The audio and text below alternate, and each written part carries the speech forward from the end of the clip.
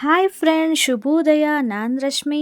Welcome back to my channel Vini Ani vlogs. So ಇವತ್ತು ಬೆಳಗ್ಗೆ ಬೇಗನೆ ಎದ್ದು ನಾನು ಫ್ಲವರ್ನ ಕಿತ್ಕೊಂಬಂದೆ ಗಿಡದಿಂದ. ಗಿಡ ಫುಲ್ಲು ವೈಟೇ ಕಾಣಿಸ್ತಾ ಇತ್ತು. ಬಂದು ನೋಡ್ತೀನಿ, ಪಾತ್ರೆ ನೋಡಿ ನನಗೆ ಶಾಕ್ ಆಗೋಯ್ತು. ಅಷ್ಟೊಂದು ಪಾತ್ರೆ. ಅದನ್ನೆಲ್ಲ ತೊಳೆದು ಬೇಗ ನಾನು ಉಪ್ಪಿಟ್ಟು ಮಾಡೋಣ ಅಂತ ಬಂದೆ. ಉಪ್ಪಿಟ್ಟು ಮಾಡೋದಕ್ಕೆ ನಿಮ್ಗೆಲ್ರಿಗೂ ಗೊತ್ತು, ಫಸ್ಟು ರವೆನ ಚೆನ್ನಾಗಿ ಹುರಿಬೇಕು. ಕಂದು ಬಣ್ಣ ಬರೋವರೆಗೂ ಸಹ ರವೆನ ಹುರಿಬೇಕು. ಆವಾಗ ನಮಗೆ ಟೇಸ್ಟಿಯಾಗಿರೋ ಉಪ್ಪಿಟ್ಟು ಸಿಗುತ್ತೆ. ಇಲ್ಲ ಅಂದರೆ ಅದು ಹಸಿ ಆಗೋಗುತ್ತೆ. ಸೊ ಇದು ತುಂಬಾ ಇಂಪಾರ್ಟೆಂಟು. ಚೆನ್ನಾಗಿ ರವೆನ ನಾವು ಕಂದು ಬಣ್ಣ ಬರೋವರೆಗೂ ಹುರಿಬೇಕು.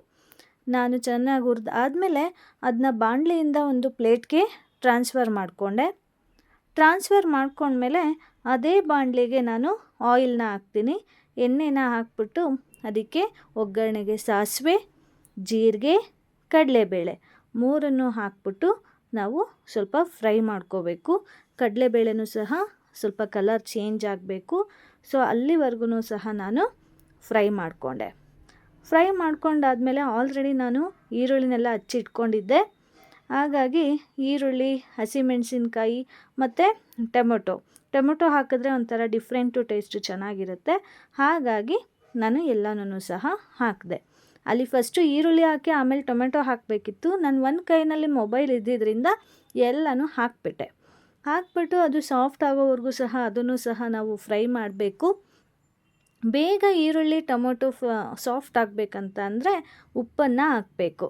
ಉಪ್ಪು ಹಾಕಿದ್ರೆ ಬೇಗ ಸಾಫ್ಟ್ ಆಗುತ್ತೆ. ಹಾಗೆಯೇ ಕರಿಬೇವಿನ ಸೊಪ್ಪು ಹಾಕಿದ್ರೆ ಅದ್ರ ಫ್ಲೇವರೇ ಬೇರೆ, ತುಂಬ ಚೆನ್ನಾಗಿರುತ್ತೆ. ಸೊ ಫ್ರೆಶ್ ಆಗಿರೋ ನಾನು ಕರಿಬೇವಿನ ಸೊಪ್ಪನ್ನ ಹಾಕ್ಬಿಟ್ಟು ಎಷ್ಟು ಬೇಕೋ ಅಷ್ಟನ್ನು ನಾನು ನೀರನ್ನು ಹಾಕಿದೆ. ನೀರನ್ನು ಹಾಕಿ ಅದಕ್ಕೆ ಉಪ್ಪು ನಮಗೆ ಎಷ್ಟು ರುಚಿಗೆ ತಕ್ಕಷ್ಟು ಉಪ್ಪನ್ನು ಹಾಕಬೇಕು. ಹಾಕಾದಮೇಲೆ ಅದು ಮಳ್ಳಕ್ಕೆ ಸ್ಟಾರ್ಟ್ ಆದಮೇಲೆ, ಕುದಿಯೋದಕ್ಕೆ ಸ್ಟಾರ್ಟ್ ಆದಮೇಲೆ ನಾನು ಕಾಯಿ ಮತ್ತು ಕೊತ್ತಂಬರಿ ಸೊಪ್ಪನ್ನು ಸಹ ಹಾಕಿದೆ. ಸೊ ಫಸ್ಟೇ ಹಾಕ್ಬಿಟ್ರೆ ಅದ್ರ ಫ್ಲೇವರ್ ಸಿಗಲ್ಲ. ಸೊ ರವೆ ಹಾಕೋ ಸಮಯದಲ್ಲಿ ಹಾಕಿದ್ರೆ ಚೆನ್ನಾಗಿರುತ್ತೆ. ಸೊ ನಾನು ನಿಧಾನವಾಗಿ ರವೆನ ಸ್ವಲ್ಪನೇ ಹಾಕ್ಕೊಂಡೆ. ಒಂದೇ ಸಲ ಸುರಿದ್ಬಿಟ್ರೆ ಗಂಟಾಗಿಬಿಡುತ್ತೆ.